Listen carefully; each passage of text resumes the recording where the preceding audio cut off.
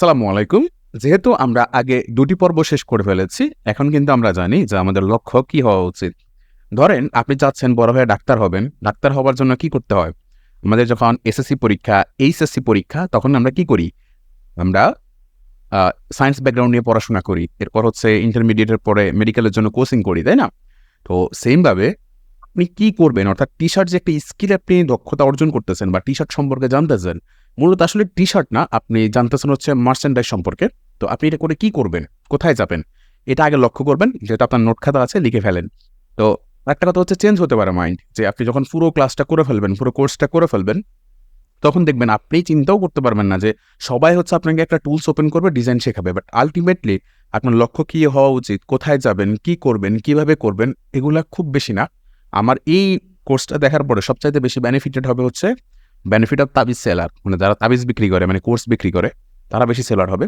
আমি এই কোর্স করাই না তা না, করাই, কিন্তু আমার কোর্স হচ্ছে তাদের জন্য যারা হচ্ছে স্পেসিফাইড ডিটেইলস শিখতে চায়, কিছু একটা করতে চায় তাদের জন্য। ওই আম-জাম, যদু-মধু, কলা এদের জন্য না।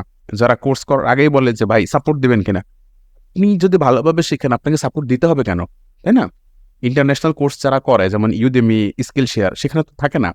আবার হচ্ছে যারা একদম ন্যারো মাইন্ডের মানুষ, যে কোর্স এগুলো তো YouTube এ পাওয়া যায়। আমি কেন করব? টাকা দিয়ে কেন করব?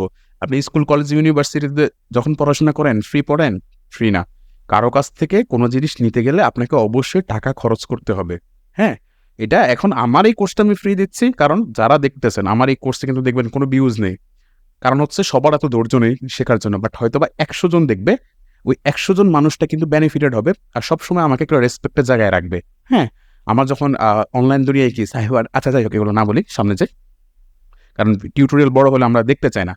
আমাদের লক্ষ্য হওয়া উচিত নোটসগুলো চেঞ্জ হতে পারে। যখন আমি সেলস নিয়ে কথা বলব, যেমন এই যে এখানে সেলস নিয়ে আমি বিশাল আলোচনা করব। আপনি কিভাবে করবেন?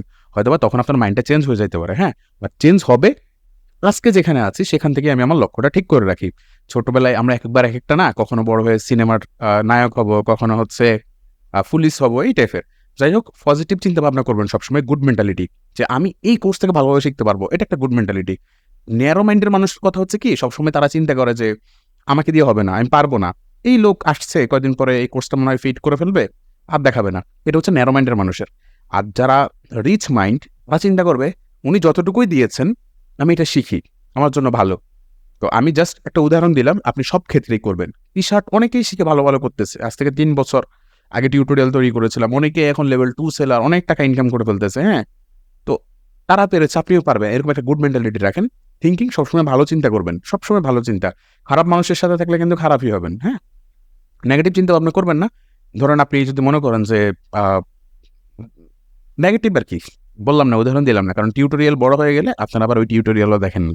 কারণ কালকে আমার ভিডিওতে কমেন্ট করছে একজনে যে, ওয়াচ টাইম, মানে আমি এই ভিডিওগুলো তৈরি করি হচ্ছে ওয়াচ টাইম কামানোর জন্য, ভিউজ এর জন্য, হ্যাঁ? তো যদি হতো তাহলে হচ্ছে আমি ওই একটা ডিজাইন ওপেন করতাম আর ওই কথাটাই বলতাম। কিন্তু কোথায় যাব? কি আমার লক্ষ্য হওয়া উচিত?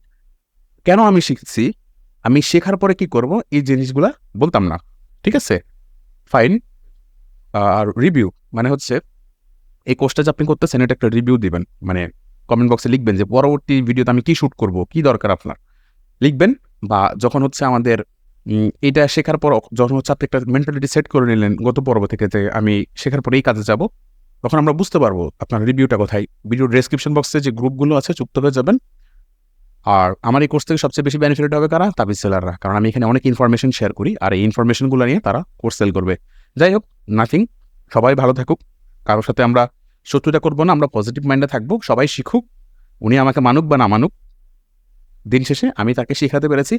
জ্ঞান এমন একটা জিনিস, মনে রাখবেন, জ্ঞান যদি আপনি মানুষের সাথে কি করেন? ছড়িয়ে না দেন, তাহলে কিন্তু জ্ঞান বিস্তৃত হবে না। হ্যাঁ?